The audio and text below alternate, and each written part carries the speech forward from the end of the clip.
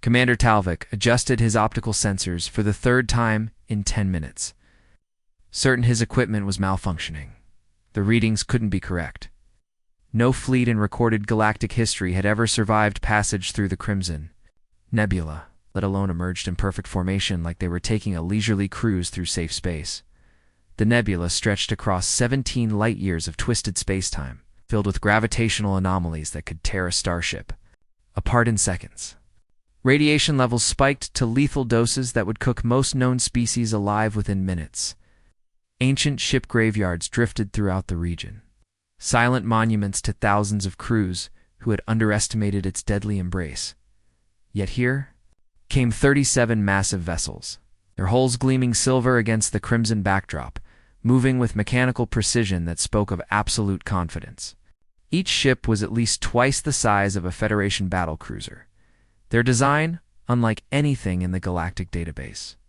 Sharp, angular lines gave them a predatory appearance, as if they'd been built for war rather than exploration. "Sir, I'm detecting power signatures that don't match any known propulsion system," whispered his aide, a young Zenthari female whose blue scales had turned pale with fear. "The energy output from their smallest vessel exceeds our entire station's reactor." Kor Talvek felt his 4 hearts beating in rapid succession. In his 40 years of monitoring the Outer Rim, he'd encountered every major species in the galaxy. Peaceful traders seeking new markets, desperate refugees fleeing war-torn worlds, and occasionally hostile raiders looking for easy targets. But these ships radiated something different, something dangerous. The communication array crackled to life, cutting through his thoughts. "Unknown vessels. This is Federation Monitoring Station Epsilon 9. Please identify yourselves and state your intentions." Static filled the channel for several seconds before a clear voice responded in perfect galactic standard. Though the accent was unlike anything Talvek had heard, "Federation Station, this is Admiral Kim Deho of the Terran Defense Fleet. We request permission to enter Federation space for diplomatic purposes." Terran, the name wasn't in any database. Talvek's clawed fingers danced across his console, searching for any reference to this species or their homeworld. Nothing. It was as if they'd simply materialized from the void. Itself, "Admiral Kim, I am Commander Talvek of the Galactic Federation. We welcome all peaceful species to our territories. However, I must ask how your fleet survived passage through the Crimson Nebula. Our charts show it as completely impassable." The view screen activated, revealing the alien commander. Talvek's breath caught in his throat. The being appeared remarkably similar to several humanoid species he knew, yet there was something fundamentally different about him. His dark eyes held an intensity that seemed to pierce right through the screen. His posture radiated confidence, without arrogance, and when he spoke, his voice carried the weight of absolute authority. "The nebula presented standard navigational challenges, Commander. Our ships are designed to operate in hostile environments. We encountered some gravitational distortions and elevated radiation, but nothing our crews couldn't handle. Standard challenges." Talvek's secondary brain struggled to process this information. The radiation alone should have killed any crew within hours, even with the most advanced shielding technology. Yet this Admiral Kim spoke as if they'd simply driven through a light rain shower. Behind the Admiral, Talvek could see the bridge of the human vessel. Crew members moved with calm efficiency, and to his amazement, many wore simple uniforms rather than the full environmental suits that would be mandatory for any Federation species in such conditions. The lighting was bright and clear, suggesting an atmosphere that would be toxic to most galactic civilizations. "Admiral, if I may ask, what is your homeworld's classification? We maintain detailed records of environmental conditions to ensure proper diplomatic protocols." Admiral Kim's expression remained neutral. "Earth is our origin point. Standard terrestrial conditions. Perhaps we could arrange a meeting to discuss formal diplomatic relations. We're interested in establishing peaceful contact with the Federation." Talvek's aide frantically pulled up stellar cartography data. "Sir," she whispered, "there's a system called Sol in that sector, but it's marked as uninhabitable. Class 12 Deathworld. Nothing could survive on the third planet." A chill ran through Talvek's exoskeleton. Deathworlds were rare cosmic jokes. Planets so hostile that they were used as natural prisons or disposal sites for toxic waste. The idea that an intelligent species could evolve on such a world, let alone develop interstellar travel, contradicted everything science understood. About the development of life? We would be honored to arrange a formal first contact ceremony, Admiral Kim. I'll need to contact Federation's Central Command to prepare appropriate protocols. Understood, Commander? We'll maintain position at the edge of your space until clearance is granted. Admiral Kim out. The channel closed, leaving Talvik staring at his reflection in the dark screen. Around him, his crew worked with nervous energy, preparing reports that would shake the very foundations of galactic civilization. They had just made contact with beings from a world that shouldn't be able to support life, who casually navigated through regions of space that claimed entire fleets and whose technology operated on principles that defied current scientific understanding. In the depths of space, the human fleet waited with infinite patience, their ships humming with barely contained power. They had traveled across the galaxy not as supplicants seeking protection, but as equals, ready to reshape the cosmic order.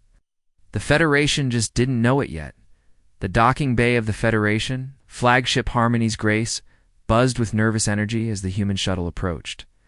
Captain Lee watched through the viewport as dozens of alien crew members scurried about in full environmental suits, their movements quick and panicked. The massive bay doors sealed shut with a hiss that echoed through the chamber like a dying breath. They're really going all out for this welcome, Captain Lee observed, adjusting his simple dress uniform. Unlike the aliens outside, he wore no breathing apparatus, no radiation shielding, no protective gear of any kind. Just standard Terran diplomatic attire. Admiral Kim nodded, his sharp eyes taking in every detail of the alien vessel. The walls were thick, reinforced with multiple layers of shielding that would be necessary for beings whose bodies couldn't handle even minor environmental hazards. Everything was built for fragile creatures who needed constant protection from the universe. Around them, the shuttle door opened with a soft pneumatic sigh. Immediately, alarms began wailing throughout the docking bay. Red warning lights flashed as automated systems detected atmospheric conditions that should have been instantly lethal to any organic life form. Radiation levels critical, announced. A mechanical voice in several alien languages. All personnel evacuate immediately. Hull breach protocol initiated. The alien crew members stumbled backward in terror, but the humans simply stepped out of their shuttle as if they were taking a walk in the park. Captain Lee breathed deeply, savoring the mix of recycled air and exotic particles that would have fried the lungs of most species within seconds. Ambassador Veltar approached cautiously, his insectoid form towering over the humans at nearly 3 meters tall. His multiple arms twitched nervously, and his compound eyes reflected the flashing emergency lights. Through his translator device, his voice carried barely controlled panic. Distinguished guests, please. You must put on protective suits immediately. The atmospheric conditions in this section are highly dangerous. Admiral Kim looked around the bay with mild curiosity. Dangerous? The radiation levels seem quite comfortable, actually. Similar to what we experienced during a mild solar storm. Back home, Veltar's translator made a sound like electronic choking. Solar storm? You mean stellar radiation bombardment that would sterilize most worlds? Only if you're not prepared for it, Captain Lee said with a shrug. We learn to adapt. Our cities have good shielding systems. The procession moved through the ship's corridors, each section sealed with massive blast doors designed to contain catastrophic hull breaches. The humans walked casually through areas where warning signs in dozens of languages screamed deadly hazard warnings. Sections that required full environmental protection for the alien crew were just pleasant hallways. To the Terrans. This is our main diplomatic hall, Ambassador Veltar announced, his voice still strained. The chamber was enormous, with a domed ceiling that displayed a beautiful view of the surrounding nebula. Tables were arranged in a careful pattern, each surrounded by life support equipment for different species. The feast was impressive by any standard. Dishes from across the galaxy were arranged on crystal platforms, each one carefully labeled with dietary warnings and toxicity levels. Most plates carried warnings that would have made a hazmat team. Nervous, Captain Park, the fleet's diplomatic officer, examined the spread with professional interest. She was a compact woman with steady hands and eyes that missed nothing. Her specialty was cultural integration, and she'd spent years studying alien customs and dietary habits. "This looks wonderful," she said, picking up a sample of the purple. "Fungus from Altair 7. The substance writhed slightly on her fork, surface gleaming with toxic oils that could dissolve metal plating. Every alien delegate in the room took several steps backward. Ambassador Veltar's translator made frantic beeping sounds. "Captain Park, please, that substance is classified as a class-biological weapon. It contains acids that can eat through titanium hull plating." Park took a large bite and chewed thoughtfully. "Interesting flavor. Reminds me of mushrooms we grow back home, but with a nice tangy kick. Very refreshing." The Zenthari delegate actually fainted, his blue scales turning pale as his security detail rushed to provide medical assistance. The Corvallian ambassador's breathing apparatus began working overtime, pumping emergency medications into his system. "Perhaps you could tell us about your homeworld," Ambassador Veltar requested, though his voice suggested he wasn't sure he wanted to hear the answer. Admiral Kim settled back in his chair, which creaked ominously under what the aliens considered normal weight distribution. "Earth is quite pleasant. Really, we enjoy a nice variety of weather patterns. Our seasonal storm systems generate winds around 300 kilometers per hour, which provides excellent natural ventilation for our coastal cities." The Altarian representative's breathing tubes started making whistling noises. 300 kilometers per hour? That would level our strongest structures? "Oh, those are just the mild ones," Captain Lee added helpfully. "During hurricane seasons, we sometimes see winds over 400 kilometers per hour. It's great for windsurfing, though most people prefer to stay indoors during those." Ambassador Veltar's multiple hands began shaking. "And your geological activity?" "Pretty. Standard continental drift patterns. Tectonic plates shift around regularly, reshape the coastlines every few thousand years. We get earthquakes that can split mountains, volcanic eruptions that create new islands, that sort of thing. Keeps stability. The landscape interesting." The room fell completely silent except for the hum of life support systems working overtime to keep the alien delegates conscious. "Captain," Park continued the conversation as if discussing the weather, "our oceans are quite lively too. We have marine life that can grow over 30 meters long, with acidic blood chemistry that would dissolve most spacecraft hulls. Beautiful creatures, really. Some of them are quite intelligent, in the land-based life forms." Veltar's translator was now smoking slightly from overload. "Oh, we have some wonderful predators," Admiral Kim said, with what might have been fondness. "Creatures that can bite through titanium alloy, some that hunt in packs using sophisticated tactics.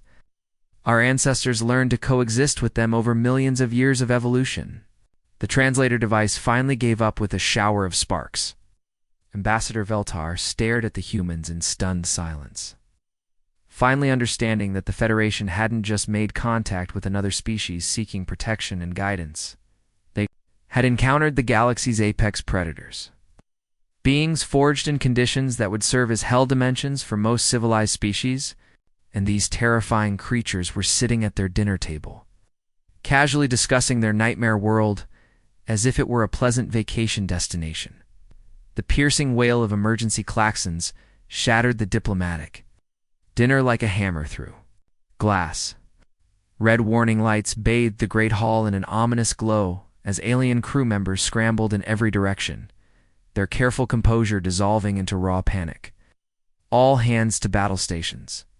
The voice of the ship's captain echoed through the corridors, tight with barely controlled fear. "This is not a drill. Repeat, this is not a drill." Communications Officer Zektar burst into the dining hall, his forearms flailing wildly as he struggled to operate multiple control panels simultaneously. "Ambassador Veltar, sir. Long-range sensors have detected multiple hostile contacts approaching. Fast. It's a full Crexenary battle fleet, 47 vessels, including 3 dreadnoughts." The effect on the Federation delegates was immediate and devastating. The Altarian ambassador's breathing apparatus began pumping emergency sedatives. directly into his bloodstream. The Xanthari delegate's scales turned from blue to stark white. And several smaller species representatives simply collapsed in their chairs, overwhelmed by the implications. The Crexenary Empire was the stuff of nightmares made real. For centuries, their blood-red warships had carved a path of destruction across the galaxy's outer rim. They were raiders, conquerors, and destroyers who showed no mercy and took no prisoners. Their technology was built for one purpose: complete annihilation of everything they encountered. How long until they reach us? Ambassador Veltar demanded, his multiple arms working frantically to activate emergency protocols. 18 minutes. At current approach speed, Zektar replied, his voice cracking. Sir, their flagship Blood Harvester is among them. The ship that destroyed the Proxima colonies. The one that glassed Kepler-4 for 2B. Throughout the chaos, the three humans remained perfectly calm. Admiral Kim stood slowly, brushing imaginary dust from his uniform with the casual air of someone who had just finished a pleasant meal. Captain Lee checked his chronometer with mild interest, while Captain Park calmly wiped her hands on a napkin. Captain Park, signal our fleet, Admiral Kim said in the same tone he might use to order coffee. Standard defensive formation. Alert status 2. The alien delegate stared at him in disbelief. Ambassador Veltar's translator, hastily repaired after its earlier malfunction, crackled to life. Admiral Kim, with all respect, you must get your people to safety immediately. The Crexenary fleet will be dealt with, Kim interrupted, his voice carrying absolute certainty. You don't understand. Veltar's voice rose to a near shriek. The Crexenary have weapons that can crack planets. Their smallest frigates carry enough firepower to level continents. They've destroyed entire star systems. Captain Lee looked up from his personal communicator. Interesting. Many systems. Exactly over 50 confirmed dead worlds, Zektar whispered. Billions of lives lost. The Federation has lost 12 full battle fleets trying to stop them. 12 fleets, Captain Park mused. What was the typical engagement time?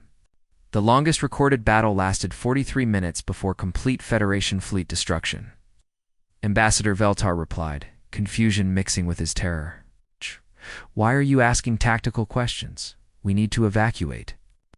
Through the massive viewports of the diplomatic hall, the first signs of the approaching storm became visible. Crimson streaks of light appeared in the distance, growing larger by the second. The Crexenary fleet moved in perfect attack formation, their ships sleek and predatory. Built for speed and maximum destructive capability, the Federation flagship, Harmony's Grace, began evasive maneuvers, its massive bulk surprisingly agile as it tried to put distance between itself and the approaching death dealers. Around it, the small Federation escort fleet scattered like frightened fish, each ship desperately seeking cover behind asteroids or nebula clouds. But the Terran fleet did something that made every alien witness question their own sanity. They accelerated directly toward the enemy, 37 human warships. Led by the massive dreadnought, Indomitable Spirit under Captain Choi's command, formed a spearhead formation and charged straight into the teeth of the Crexenary attack. Their ships, which had seemed impressive but not particularly threatening during the diplomatic approach, suddenly revealed their true nature. Hull plating shifted and reconfigured, exposing weapon systems that defied every known principle of physics. Energy readings spiked to levels that should have torn the ships apart from the inside. The humans weren't just moving to engage, they were transforming into something designed for war. Impossible, Ambassador Veltar whispered, his compound eyes reflecting the growing light show outside. They're moving directly into the attack formation. The first exchange of fire lit up the void like a newborn star. The Crexenary opened with their standard planet-killer bombardment, weapons that could liquefy continents, focusing their fury on the lead human vessel. The Indomitable Spirit disappeared in a ball of plasma hot enough to ignite gas giants. For a moment, the aliens watching from the Federation flagship felt a mixture of relief and sadness. Relief that the humans' suicidal charge was over, sadness that such brave beings had been vaporized so quickly. Then the plasma cloud dispersed, and the Indomitable Spirit emerged, her hull scarred but intact, her weapons charging with an energy signature that made the ship's sensors scream warnings.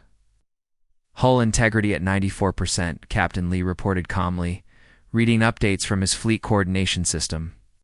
Captain Choi reports minor cosmetic damage to the forward sections, proceeding with counterattack. The human return fire was unlike anything in the galactic arsenal. Instead of conventional energy weapons or kinetic projectiles, the Terran ships unleashed something that seemed to tear holes in the fabric of space itself. Reality warped and twisted around the Crexenary vessels as dimensional rifts opened and closed, crushing their ships like invisible hands. "What are those weapons?" Zektar stammered, his instruments unable to classify what they were seeing. "Standard defensive armament," Captain Park replied. "We call them spatial distortion cannons. They're quite effective against conventional." Hull plating. The Crexenary fleet, which had expected to find cowering prey, suddenly found themselves facing an enemy that shrugged off their most devastating weapons and responded with technology that seemed to break the laws of physics. Their perfect formation began to waver as ship after ship disappeared into dimensional anomalies or simply ceased to exist. But the humans weren't finished. Throughout the battle, Captain Lee coordinated something that made the alien observers question their own sanity. Human boarding parties were launching themselves directly through the vacuum of space, traveling between ships without any visible propulsion or life support systems. "Those are people," Ambassador Veltar said in a voice barely above a whisper. "Living beings moving through hard vacuum. Oh, that's impossible." "Standard boarding protocol," Admiral Kim explained. "Our Marines are equipped for vacuum operations. The Crexenary vessels have adequate life support once they're inside."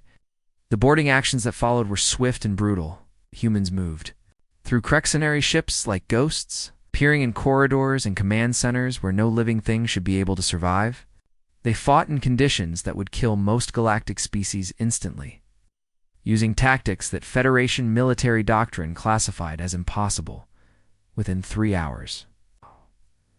The unstoppable Crexenary fleet was either destroyed, captured, or fleeing in complete panic. The survivors broadcast desperate warnings to their empire about the demon ships from the Death System and the beings who walk in the void. The Federation delegates sat in stunned silence, watching human ships collect prisoners and salvage. With the same casual efficiency they had shown during dinner, the most feared military force in the galaxy had been crushed like an annoying insect. They were already discussing dinner plans for the following evening. Ambassador Veltar, S. Translator finally managed to croak out a single word. "How?"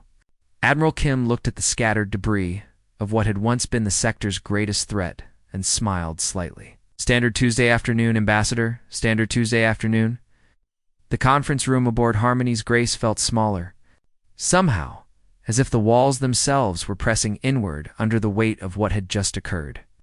Through the massive viewports, debris from the Crexenary fleet drifted like metallic snow, each piece a testament to the impossible battle they had all witnessed. "Ambassador." Veltar's hands trembled as he poured himself a glass of Zenthari nerve-calming fluid, the purple liquid sloshing against the crystal with each shake of his multiple arms. Around the curved table, representatives from a dozen Federation worlds sat in various states of shock, their breathing apparatus working overtime to keep them conscious. The word escaped Veltar's translator in a broken whisper. "How does a single species possess such devastating capability? Now the Crexenary fleet has terrorized this sector for 3 centuries. They've destroyed entire civilizations, and you dealt with them like they were nothing more than space pirates." Admiral Kim sat calmly across from him, his dark eyes reflecting the distant stars. There was no pride in his expression, no boasting or arrogance. It's just the quiet confidence of someone stating simple facts. "You want to understand who we are? Right. Very well." Captain Park stood and activated the holographic projector at the center of the table. The device hummed to life, casting a 3-dimensional image of a blue-green world that hung in the air like a jewel. But as the image rotated and zoomed in, the beauty gave way to something else entirely. "This is Earth," Park said simply. "Our home." The display showed a world in constant motion. Massive storm systems swirled across continents, hurricanes the size of small moons that made the alien delegates gasp in horror. Lightning crackled between towering clouds, each bolt carrying enough energy to power a Federation space station. For months. These are our seasonal weather patterns, Park continued conversationally. We call this particular storm Hurricane Martha. Category 5, with sustained winds of 320 kilometers per hour. It's not unusual for our summer months. The Corvallian delegates' breathing tubes made a whistling sound of distress. Those wind speeds would level our capital cities. Oh, this is considered mild weather, Captain Lee interjected. We build our homes to withstand much worse. Would you like to see a real storm system? Hologram shifted to show a massive cyclone system that dwarfed anything the Federation had ever recorded. The swirling mass of destruction covered half a continent, with wind speeds that registered off their measuring instruments. This is what we call a super typhoon, Lee explained. Lasts about 2 weeks, reshapes entire coastlines. Most humans just board up their windows and wait it out. Some of the more adventurous ones go surfing. Surfing, Beltar's translator made choking sounds. In those conditions, it's quite relaxing actually, Admiral Kim said with what might have been a slight smile. Though we do recommend checking the lightning forecasts first. The display changed again, showing vast tectonic plates grinding against each other with earth-shaking force. Mountains crumbled and reformed as continents shifted like puzzle pieces being rearranged by an angry child. Our geological activity is fairly standard, Park noted. The planet's surface reorganizes itself every few million years. We get earthquakes measuring 9.5 on the Richter scale about once a decade, volcanic eruptions that can block out the sun. For months, nothing our cities can't handle. The Altarian representative actually fell out of his chair. 9.5 magnitude earthquakes that would split our moon in half? We'd learn to build deep foundations, Lee said practically. Our engineering corps gets quite creative with seismic dampening systems. Some of our cities can actually ride out continental drift. But the real horror show began when the hologram focused on Earth's wildlife. Creatures moved across the display. That made the Federation's worst nightmares look like children's toys. Massive predators with jaws that could bite through starship hulls, aquatic monsters that dwarfed the largest Federation vessels, and aerial hunters that moved faster than most spacecraft. This is a great white shark, Park said, highlighting. A sleek predator gliding through blue waters, about 6 meters long, with bite force sufficient to crush titanium plating. We have recreational swimmers who consider them good luck to encounter. The Zenthari delegates' scales turned completely white. Your people swim with those creatures for fun? Well, the sharks are harmless, Captain Lee laughed. It's the jellyfish you have to watch out for. Some species carry enough venom to kill 1,000 beings. Beautiful creatures, though, very graceful in the water. The hologram shifted to show humans working in environments that registered radiation levels off the scale. Workers in simple protective suits moved casually through areas that would require full hazmat protocols for any Federation species. This is one of our power generation facilities, Kim explained. Clean fusion reactors, though the background radiation is a bit elevated. About what you'd experience standing next to an active pulsar, and your people work there daily? Beltar's voice was barely a whisper. 8-hour shifts, standard work. Weak, the radiation levels are actually good for you in small doses. Helps build resistance to cosmic rays during space travel. The display showed human children playing in what appeared to be a school playground, but the equipment they used would have been classified as military-grade obstacle courses by Federation standards. Children as young as 6 years old climbed structures that rose hundreds of meters into the air, crossed bridges over active volcanic vents, and swam in pools that contained creatures with enough bioelectric charge to power small cities. Standard childhood education, Park noted. By age 10, every human child can survive independently in conditions that would kill most galactic species within minutes. We consider it basic life skills training. Your children learn to survive in those conditions. The Corvallian delegates. Mechanical translator was making grinding noises from overload. How else would they grow up properly? Lee asked, genuinely puzzled. A child who can't handle a little cosmic radiation in extreme weather wouldn't survive their first day of school. Admiral Kim leaned forward, his expression growing serious. You ask how we possess such capability? We don't possess it. We are it. Earth spent 4 billion years trying to kill everything on its surface. Asteroid impacts that would shatter, moons, ice ages that lasted millions of years, volcanic eruptions that poisoned the atmosphere for centuries. He gestured to the holographic display, which now showed the planet's violent evolutionary history. Mass extinctions, global catastrophes, and environmental changes that would have sterilized any other world flashed by in rapid succession. Every creature that survived those trials became stronger. Every species that endured those conditions became more adaptable. And humans? We didn't just survive, Ambassador. We thrived. We turned every attempt the universe made to destroy us into an opportunity to become more resilient. The room fell completely silent except for the hum of life support systems struggling to keep the alien delegates breathing.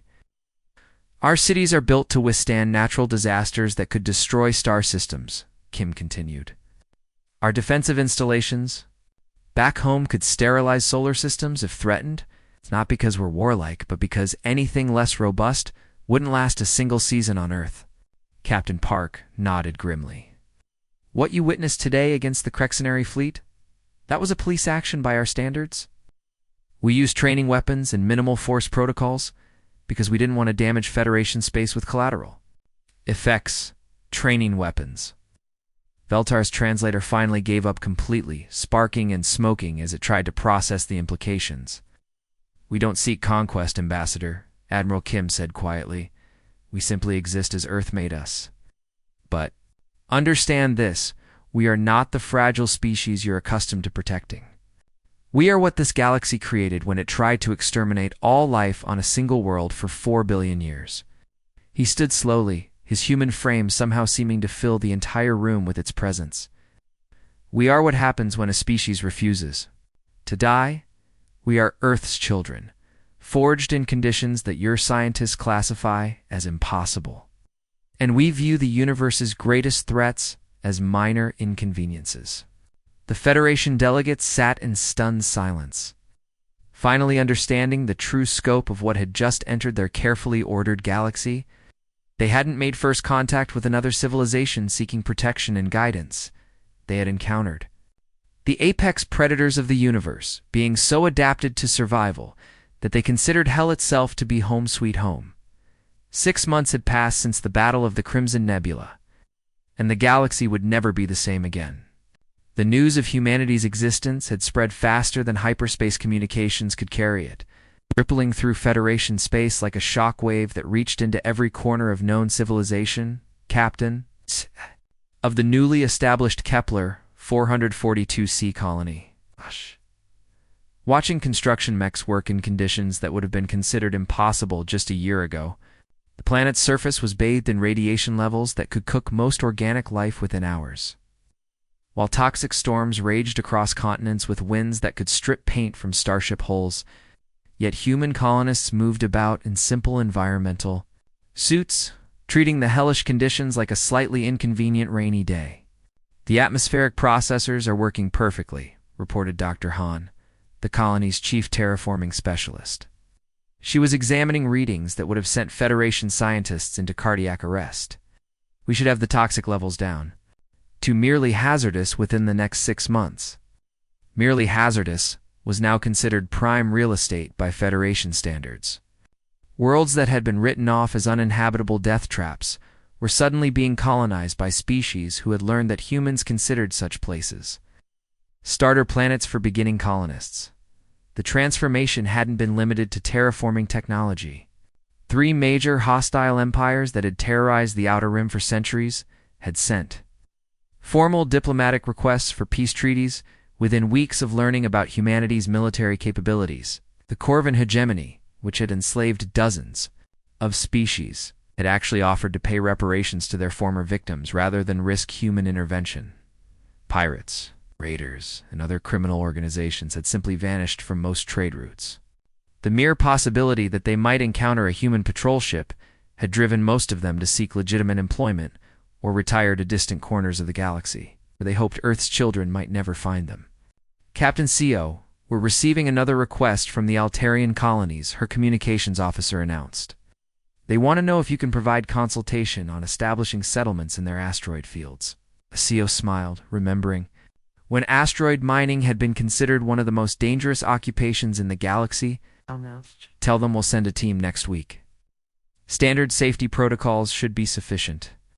What humans considered standard safety protocols had revolutionized industrial practices across Federation space. Work environments that had previously required massive safety equipment and hazard pay were now being operated with simple protective gear that cost a fraction of traditional systems. Meanwhile, aboard the Federation flagship New Harmony, Admiral Kim reviewed reports that still amazed him despite months of similar updates. Species across the galaxy were attempting to implement what they called Deathworld training programs. Inspired by humanity's casual approach to adversity, the Zenthari had established survival schools, where their young people learned to function in conditions with radiation levels approaching Earth normal. The Corvellians had built training facilities that simulated minor natural disasters, teaching their population to remain calm during earthquakes that registered above 2.0 on the Federation's modified seismic scale. "It's remarkable," observed Commander Veltar, who had become something of an expert on human psychology since their first meeting. For millennia, galactic civilization focused on avoiding danger, building walls against the universe's threats. Now, inspired by your example, species are learning to face those challenges directly. The changes went far beyond mere survival training. Federation military doctrine had been completely rewritten after human tactical advisors demonstrated that most impossible military situations were simply problems that required creative thinking. Battles that would have been considered hopeless were now being won by Federation forces using human-inspired strategies. "Admiral Kim," Captain Park announced, entering the command center with a datapad containing the latest fleet reports. "The first colony ships are ready for departure to the Galactic Core. The Federation Council has formally requested our assistance with the hostile entities there." The Galactic Core had been forbidden territory for over 1,000 years. Ancient Warnings spoke of creatures and phenomena that had destroyed entire exploration fleets. Regions of space where reality itself seemed to break down. For a millennium, galactic civilization had simply drawn a line on their star charts and labeled everything beyond it as "Do Not Enter." But humanity's arrival had changed that perspective. If humans could casually survive on Deathworlds and treat cosmic radiation like a mild suntan, perhaps the Galactic Core's terrors were simply another problem waiting for the right solution. Kim studied the fleet composition through the command center's main viewport. 50 human vessels formed the core of the expeditionary force, but they were accompanied by over 300 Federation ships that had been retrofitted with human-inspired technology and crewed by volunteers from dozens of species. The sight would have been impossible 6 months ago. Federation species working alongside humans in conditions their grandparents would have considered instantly lethal. Preparing for a mission into the galaxy's most feared region with the confidence of explorers rather than the desperation of refugees. "Captain Lee reports all human vessels ready for hyperspace transition," Park continued. "The Federation ships are requesting final safety briefings." "Tell them the same thing we always do," Kim replied with a slight smile. "Stay close to our ships. Don't panic when things get interesting. Remember that scary looking doesn't necessarily mean dangerous. Transformation wasn't just technological or military, it was philosophical. For the first time in galactic history, civilizations were learning to grow instead of merely survive. Species that had spent millennia hiding from the universe's challenges were discovering that those challenges could be overcome, conquered, and even turned into advantages. Young Zenthari were volunteering for deep space exploration missions. Corvellian engineers were designing habitats for worlds previously considered uninhabitable. Altarian scientists were conducting research in environments that would have killed their predecessors, driven by curiosity rather than fear. Oh. "All ships report ready for hyperspace jump," announced the navigation officer. "Destination: Sagittarius. Arm: Sector 7 Alpha. Estimated travel time: 43 hours. Admiral Kim took one last look at the assembled fleet representatives of dozens of species working together toward a goal that would have been unthinkable before humanity's arrival: Earth's children hadn't conquered the galaxy through force or intimidation. They had simply shown by example that the universe's greatest threats were just problems waiting for solutions. "Initiate hyperspace jump," Kim ordered. The stars elongated into brilliant lines as the combined fleet leaped toward the galactic core, carrying with them a new philosophy that was spreading throughout the galaxy like wildfire. The impossible was merely difficult. Survival was not the highest aspiration. Growth was. And sometimes the universe's most terrifying monsters were just misunderstood neighbors who needed the right approach. As the fleet disappeared into the swirling colors of hyperspace, heading toward challenges that had terrified galactic civilization for millennia, Kim allowed himself a moment of quiet satisfaction. Earth's children were about to teach the universe what it truly meant to be alive, to grow, to turn every obstacle into an opportunity. The galaxy was learning to be brave, and there was no telling what wonders that courage might unlock. The end.